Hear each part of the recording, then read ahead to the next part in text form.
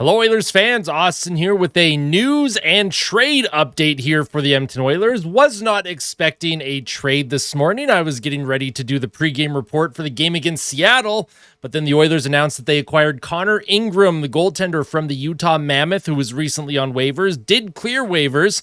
The Oilers pick up Ingram for future considerations, and Utah is also retaining $900,000 of Ingram's salary, so the Oilers will be on the hook for $1.15 million of that salary if and when he gets called up to the NHL squad. Because he's able to go straight to Bakersfield, he does not count towards the cap right now. And kind of a tidy piece of business from Stan Bowman. I don't think Ingram is like a long-term answer for Edmonton, but what it does is it adds extra goaltending depth to the organization. It allows this team to get another look at more than just a couple goalies, and also pushed Calvin Pickard and Stuart Skinner as well. The team has needed a proper goaltending upgrade for a long time. This is a very low-cost, potentially mid to high-reward goaltender. Now, Connor Ingram, he's had some personal issues. He had to go into the player assistance program last year.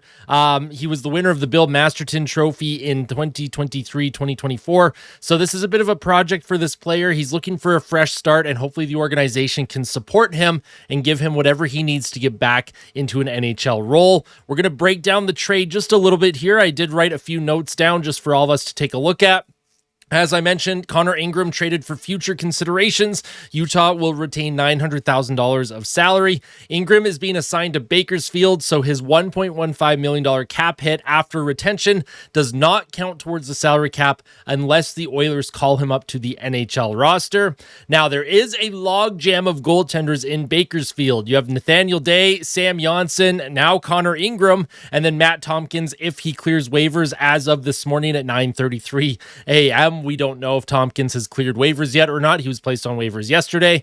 That is a lot of goaltenders in the pipeline right now, and there's just not enough room for all of these goalies. So I do imagine there's probably another trade kind of in the works in the background. I don't know who the Oilers are potentially going to move. They may not move anyone. They may just hold on to these goalies. You never know, right? You never know, but I do think that there would be at least another trade in the works, and not saying that Stuart Skinner or Calvin Pickard are on their way out the door, but it is very possible that one of them could be on their way out the door, depending how the rest of preseason plays out, how the team wants to look when they finalize their roster heading into the October 8th season opener against the Calgary Flames.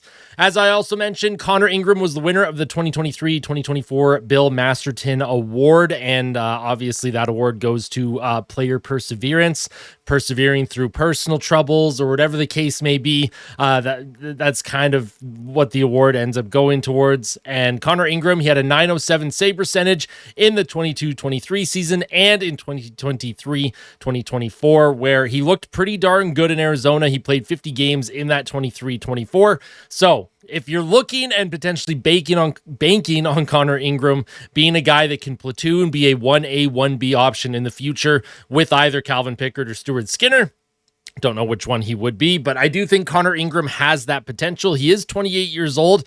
I think he has shown enough promise, and he has been able to perform at the NHL level just enough for me to, be very positive, very high on this acquisition for Edmonton.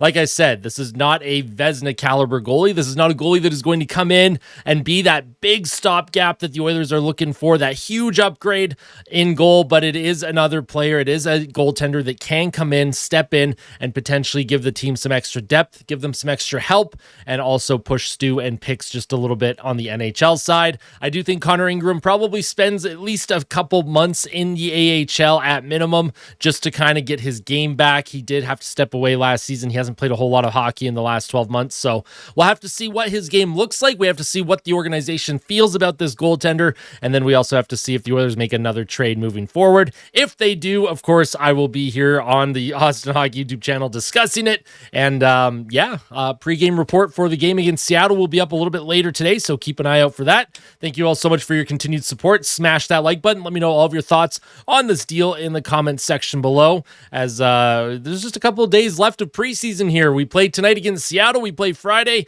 against the Vancouver Canucks, and then by Sunday night, they have to finalize their rosters. And then next Wednesday, 1 week from now, the Oilers home opener against Calgary Flames. Cannot wait, folks. Let me know all of your thoughts on this trade in the comment section below. Tell someone you love them. And as always, fight like a kid, fight like Ben. Let's go, Oilers. We'll see you in the next one. Take care.